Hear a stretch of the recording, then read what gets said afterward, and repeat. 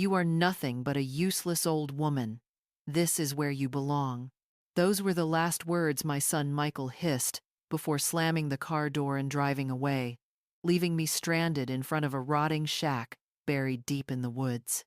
If you're watching this video, please like and subscribe to the channel and tell me in the comments where you're listening to my story of revenge from. I want to know how far it has reached. The wind whistled through the broken boards, carrying the smell of damp earth and mold.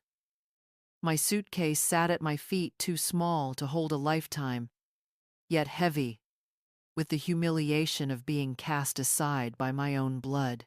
I clutched my left hand against my chest.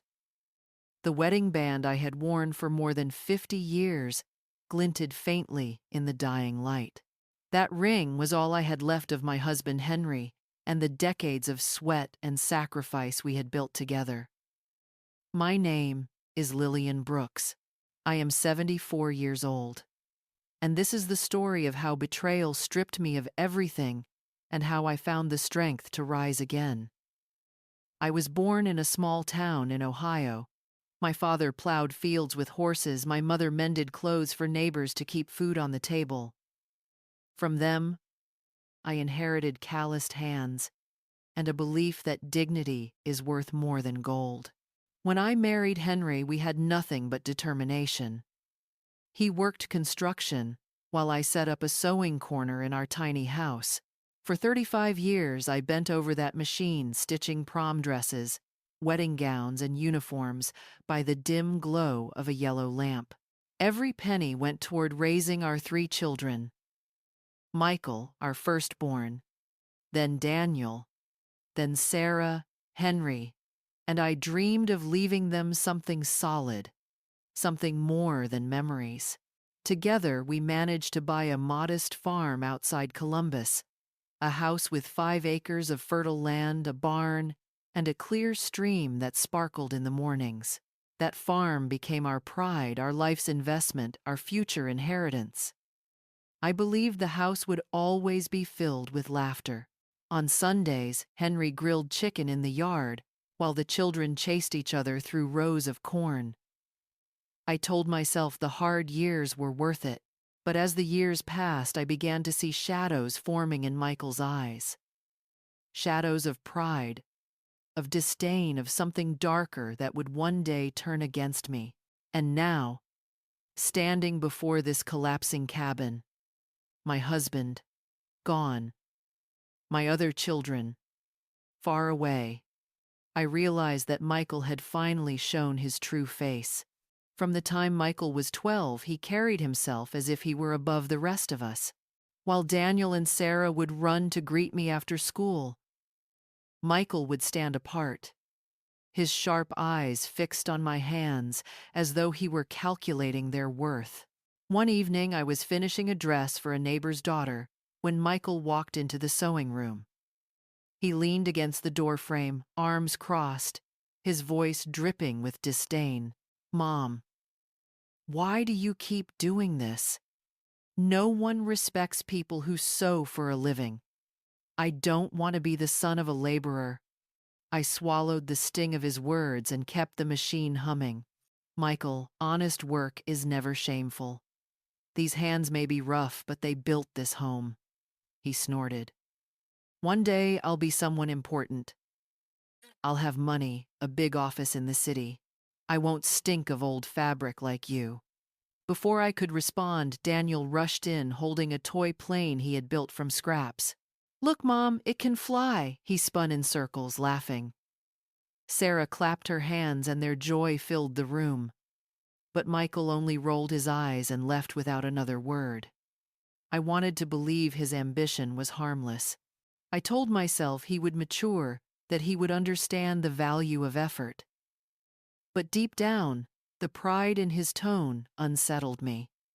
Years later, after graduating in construction management, Michael found his first office job. To me, it was a chance to prove himself with dignity, but he dismissed it as beneath him. At dinner one night, while Henry prayed over the meal, Michael interrupted with a smirk. "Dad, this job is humiliating. filing papers, answering phones. I deserve better than this. Henry set down his fork and looked him in the eye. Son, every great man starts small. Respect the beginning. Michael scoffed, pushing his plate away. That's advice for people without ambition. I'm not going to waste my life like you two. The table fell silent. Sarah's eyes widened. Daniel stared at his plate. I kept my head bowed, but inside, my heart cracked. As the years passed, Michael climbed higher. He started his own construction firm, wore crisp suits, and drove a new car. Each success seemed to widen the distance between us. I would return home from sewing, exhausted my dress, smelling faintly of machine oil. Michael would wrinkle his nose and wave his hand. Mom, couldn't you at least shower before sitting at the table? The smell of fabric is embarrassing. Henry clenched his jaw, but I gently rose from the chair without protest. Not because I was ashamed, but because I refused to argue in front of my children. I told myself again and again, he is young. He will learn. But I was wrong. Michael was already turning into a man who measured people not by their heart, but by the weight of their wallets. Time moved faster than I realized. Henry began to complain of constant fatigue aches that no medicine could soothe. I urged him to see a doctor, and when the results came back, my world cracked open. Pancreatic cancer already advanced. I remember sitting beside him in the hospital bed, holding his hand. He smiled faintly, his skin pale beneath the harsh fluorescent lights. Lillian, don't cry. We've had a good life. Promise me you'll keep the family together. I pressed my forehead against his. I promise, Henry. I'll take care of them. But deep down, fear hollowed me out. Michael barely visited during those long months of chemotherapy. His excuse was always the same. Mom, I have meetings. The company needs me. I can't just abandon everything to sit around. I bit my tongue until it bled, rather than shout back. Daniel and Sarah traveled when they could, but most nights it was just Henry and me. I cooked what little he could stomach, measured out his pills, whispered prayers as I stroked his thinning hair. One early morning, only 3 days before our wedding anniversary, Henry slipped away in my arms. His hand grew still in mine, and I felt half of my soul leave with him. The funeral was small, and gray rain falling like the sky's own grief. Daniel and Sarah clung to me. Michael arrived in a black suit and dark glasses, embracing guests with the performance of a grieving son. But I saw through the act. Behind the tears that glistened, calculation lurked. After the service, he approached me, voice low and steady. Mom, don't worry about anything. From now on, I'll take care of everything. I thought he meant comfort. I wanted to believe I finally had a son willing to stand by me. That night, however, he drove me away from the farm. Where are we going, Michael? I asked, confused. To my house in the city. You can't stay out there alone anymore. It's dangerous. His tone was firm, leaving no room for argument. I clutched Henry's photograph to my chest and stayed silent. My grief blinded me. I left behind the farm, the garden, the cows, the chickens, the home Henry and I had built with decades of sweat. When I entered Michael's house, his wife barely looked at me. My grandchildren hugged me with joy, but I noticed the flicker of annoyance in their parents' eyes. Over the weeks that followed, I began to see the truth. Michael hadn't brought me to protect me. He had brought me to control me. At first, I tried to be grateful.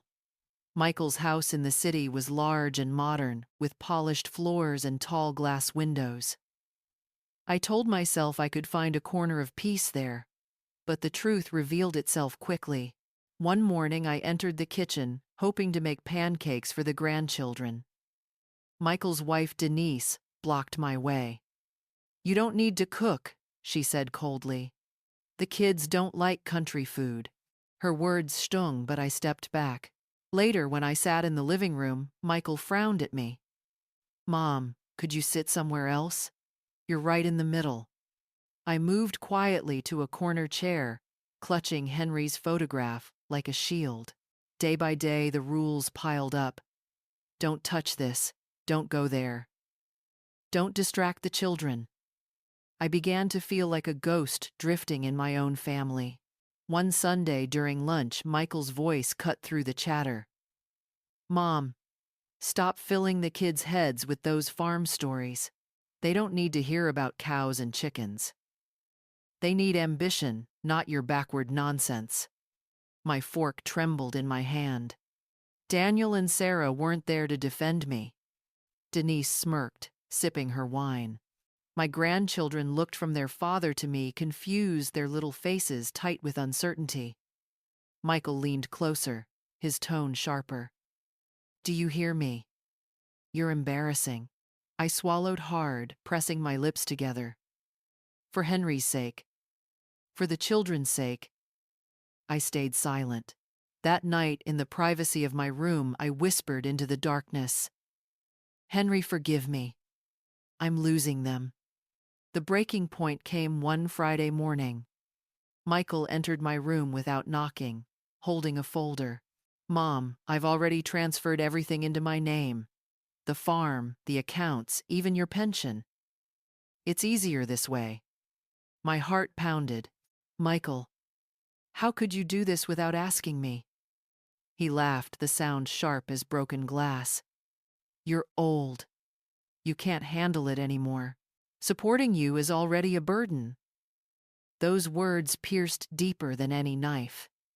The next day he appeared with the car running. Pack a bag, Mom. I found you a better place. I hesitated. Where you'll see. Just trust me. We drove for hours, silence thick as stone. Finally, he stopped in front of a crumbling shack in the woods. The roof sagged windows broke in the air heavy with rot. Here, Mom. You'll be better off here. Michael dropped my suitcase on the ground, climbed back into his car, and without looking at me, muttered, Don't call me again. The dust from his tires filled my lungs as I stood alone, clutching Henry's photograph and my wedding ring abandoned like an unwanted burden. The first night in that shack was colder than I ever imagined. The walls were damp, and the roof groaned with every gust of wind. I curled up on the stained mattress Michael had left behind, clutching Henry's photograph in one hand and my wedding ring in the other. My stomach growled, but I had no food. The silence pressed on me until every creak sounded like footsteps, every shadow a threat. I whispered into the darkness, Henry, give me strength. Don't let me break. By morning, hunger drove me to action. I found a few coins in my pocket and walked nearly 2 miles down a dirt road to a small village. A handful of houses, a modest grocery and a cafe stood clustered around the square. Inside the grocery, a kind woman behind the counter looked at me with gentle eyes. You're not from here, are you? No, I answered softly. Just passing through.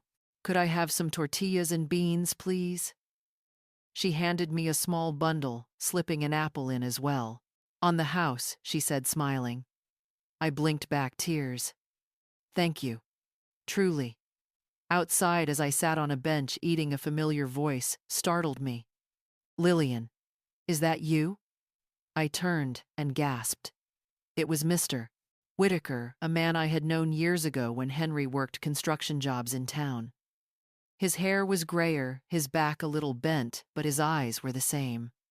What are you doing out here? I thought you still had that farm. I lowered my gaze. Henry is gone, and my son decided, this is my place now. Mr. Whitaker's face tightened. That boy of yours, I never liked his arrogance. You don't deserve this. If you need help, you count on me, all right. I felt a lump in my throat. Thank you, but I don't want to be a burden. You're not a burden, he insisted. Everyone in this village helps each other. You'll see. That evening, with a bit of food in my stomach, I returned to the shack. The walls still leaned, the roof still sagged, but something inside me had shifted. I had survived the first day. I looked at my scarred hands under the fading light. These are not useless hands, I whispered. They raised a family, built a farm, stitched dreams into fabric. The next morning, I rose before dawn. I swept the dust from the floor, patched a broken window with cardboard, and lit a small fire outside to boil water. As the flames caught warming my palms, I realized something. Michael had wanted this place to break me. Instead, it would be where I began again. The days grew longer, each one marked by small victories. I patched leaks in the roof with scraps of wood, planted a few beans in rusty cans, and swept the dirt floor until it almost looked like a home. Yet hunger still stalked me, and loneliness crept in during the nights. One warm afternoon, I wandered behind the shack, searching for dry branches to keep my fire alive. The ground sloped gently downward, and through the trees I heard a sound I hadn't noticed before, faint and steady, like a whisper. I followed it, pushing aside brambles until I reached a clearing. Their sunlight spilled onto a ribbon of water flowing clear and bright over smooth stones. I knelt and cupped it in my hands. The water was cold, sweet, and pure, far better than anything I had tasted in years. For a moment, I simply sat there listening to its music, feeling as though the earth itself had answered my prayers. That evening in the village, I mentioned it casually to Mr. Whitaker. His eyes widened. A spring, you say, running clear. That might be worth more than you realize, Lillian. Worth, I shook my head. It's just water. He leaned closer, lowering his voice. You should talk to a lawyer. If that land isn't claimed properly, and you're living there, you might have rights to it. I frowned, skeptical. Michael had always controlled the papers. How could I fight that? Still a week later, Mr. Whitaker introduced me to Mr. Davis, a lawyer from the nearby town. He arrived one morning with a worn briefcase and a curious smile. "Show me this spring, Mrs. Brooks," he said. We walked together to the clearing. He bent down, tasted the water, then took samples carefully into small glass vials. After a long pause, he straightened. "Mrs. Brooks, this is no ordinary stream. The purity is exceptional. Companies would pay millions for rights to bottle water like this." I blinked at him, stunned. "Millions?" He nodded. "And since you've been maintaining the property and improving it, you could file for adverse possession. The law recognizes people who care for abandoned land." My heart raced. After all Michael had taken, after all he had tried to erase, here was a gift I hadn't expected. A treasure hidden in the very place he thought would destroy me. That night I sat by the fire, the sound of the spring drifting through the trees. I looked at my wedding ring glinting in the firelight and whispered, "Henry, maybe this is the answer. Maybe justice runs deeper than I ever imagined." The weeks passed, and word of the spring began to spread quietly in the village. Farmers came to taste the water, shaking their heads in amazement. "Mr." Davis prepared documents explaining that once the paperwork went through the land, and the spring could legally be mine. For the first time in years, I felt hope stirring inside me. Meanwhile, whispers about Michael drifted in from town. Suppliers unpaid, projects half-finished, investors pulling out. His once proud company was crumbling like sand in a storm. I listened without joy, only a heavy sense of justice settling into place. One Thursday afternoon, as I returned from the market, My old cell phone buzzed in my pocket. The name on the screen froze me, Michael. I hesitated, then answered. Mom, his voice was frantic, choked with fear. Please, I need your help. The company is collapsing. Creditors are at my door. You always knew what to do. Tell me what to do. I took a deep breath, my eyes fixed on the dirt path beneath my feet. Michael, when I begged for respect, you said I was useless. When I needed compassion, you abandoned me. And now you want advice. His voice cracked. I was wrong. I see that now. Please, Mom. I'll lose everything. But I hung up, my hands trembling. That night, he called again.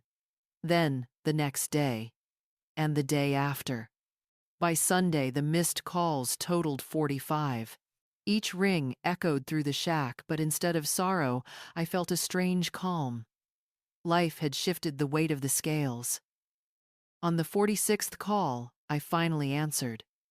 Michael's words spilled out like a flood. Mom, I'm begging you. Just tell me how to fix this. I'll listen. I'll change. I closed my eyes, hearing Henry's voice in my memory. Take care of your children, even when it hurts. My throat tightened. Michael, you left me to rot in this place. You stripped me of my dignity, my home, my peace. And yet you still call me Mom. Do you even know what that word means anymore? Silence. Then a broken sob. Please, give me a chance. I said nothing more.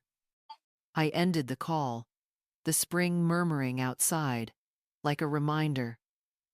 Some lessons only come when everything is lost. But I knew it wasn't over. Michael would come, and when he did, it would not be for love. It would be for what he thought he still had a right to claim. Saturday morning dawned cool and gray. I was sweeping the dirt from the shack's front step when I heard the distant hum of an engine.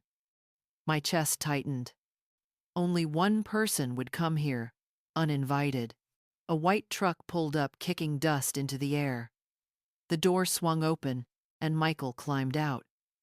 He was not the proud man in crisp suits I remembered. His jacket was wrinkled, his tie loosened, his face hollowed by sleepless nights. Mom, he said, as soon as our eyes met. His voice cracked more plea than greeting. I stood silent, leaning on the broom, watching him approach like a man dragging the weight of the world. I've been calling you, he went on, 45 times. I didn't know what else to do. Please, forgive me. I gripped the broom tighter. Forgive you, Michael. You left me here to die. You stripped me of everything. You treated me like trash. And now you stand here because your empire is crumbling. He flinched, lowering his gaze. I know I was arrogant. I thought I could handle everything alone. But I can't. I need you. Need me. My laugh was bitter. When I needed you, where were you? When your father lay dying, you were too busy chasing contracts. When I begged for respect, you gave me contempt. Tears welled in his eyes. He fell to his knees on the dirt. Mom, I was blind. Please teach me how to make things right. Like when I was a boy and I'd run to you after falling. I need you to tell me what to do. The sight pierced my heart. For a moment, I saw not the greedy man who abandoned me, but the child Henry once lifted onto his shoulders, laughing under the summer Sunday. Still, I held firm. Get up, Michael. A Brooks does not grovel in the dirt. Not even before his mother. He rose slowly, shoulders hunched. Then tell me what you want from me. I'll do anything. I turned my eyes toward the forest where the spring whispered unseen. What I want is respect.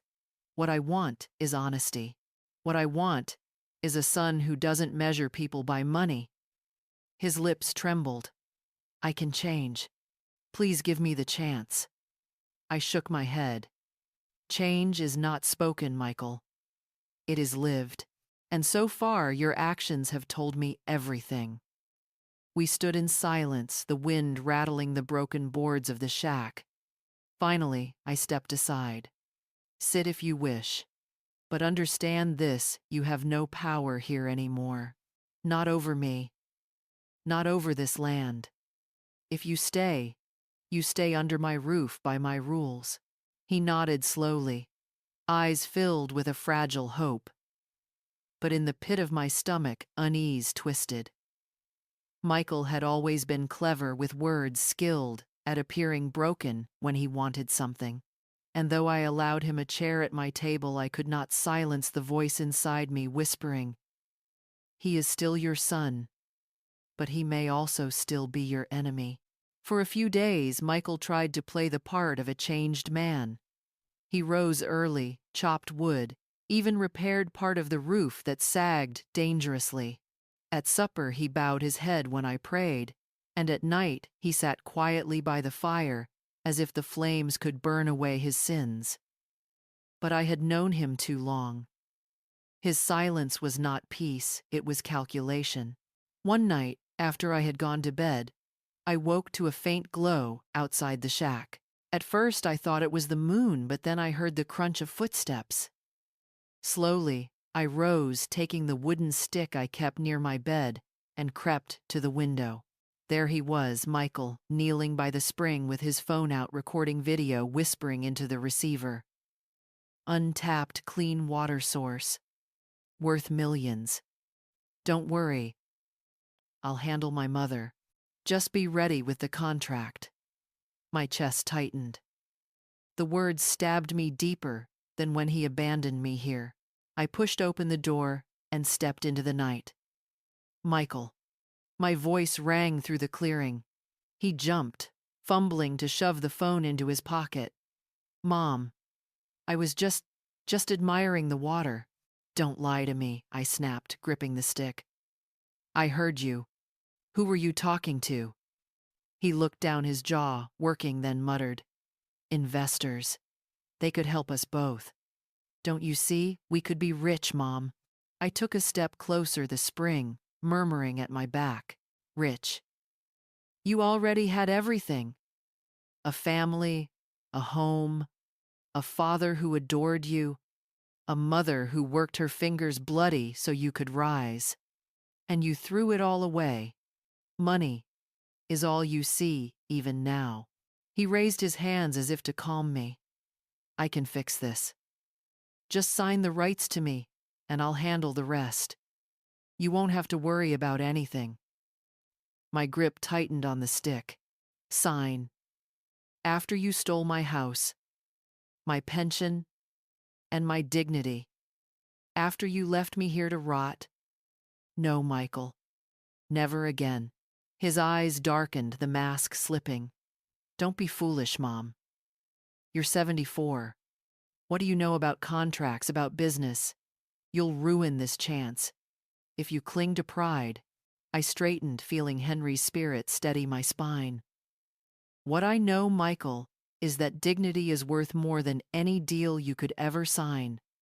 And this spring, this land, it will not be yours. Not now, not ever. We stood in the moonlight, the water rushing between us like a living witness. For the first time, I saw his face not as my son's, but as a stranger's, greedy, desperate, and cornered. Finally, he shoved his hands into his pockets and muttered, You'll regret this, before storming back to the shack. I stayed by the spring long after he left, listening to its steady flow. I knew then that the final battle had begun, not just for the water, but for my very soul as a mother. The day the court papers arrived, I sat on the wooden chair outside the shack, hands trembling. The letter bore the seal of the judge. The property and its spring are hereby recognized as the legal possession of Mrs. Lillian Brooks. For a long time, I stared at the words, letting their weight sink in. This land, this forgotten place my son had chosen to abandon me, was mine. Not because of force, not because of deceit, but because I had endured, I had cared for it, and I had not given up. When the representatives from the water company came, they spoke of contracts, royalties, and figures that seemed unreal. Millions, they said. Enough to live with dignity. Enough to ensure my grandchildren would never lack opportunity. I signed the papers not for greed, but with the quiet satisfaction that justice had returned. Michael came one last time, shoulders slumped, clothes worn. He was no longer the proud man with dark glasses at his father's funeral. He was broken, desperate. "Mom," he whispered, "I've lost everything. The company, the house, my friends. I don't want money. I just want you to forgive me." I studied him carefully. For a moment I saw the boy who once ran to me after scraping his knee, the boy who dreamed of being someone important. But then I remembered the shack, the hunger, the words that cut like knives. "You're a burden." "Michael," I said, my voice steady. "Forgiveness is in my heart because a mother never stops loving her child. But forgiveness does not erase consequences. Trust must be earned, and you broke it. You must live with what you've done and learn from it." Tears filled his eyes. He nodded silently, then walked away. I did not stop him. Some lessons cannot be taught by words, they must be learned through loss. That evening, I sat by the spring. Its water bubbled clear and eternal, as if whispering the truth of life itself. I thought of Henry, of the promises we made, of the scars on my hands from decades of work. I thought of my other children, Daniel and Sarah, who had shown me care even from afar. And I thought of Michael, not with bitterness, but with a quiet understanding. Because the true inheritance we give our children is not money, land, or water. It is the values we teach them: dignity, respect, compassion. Some embrace it, some reject it. But in the end, each child must decide how to use what was given. I looked at the spring and smiled faintly. "This," I whispered, "isn't just water. It's a reminder that life always finds a way forward." And so my story ends not in anger but in lesson. Never measure your worth by what others take from you. Measure it by the dignity you refuse to lose.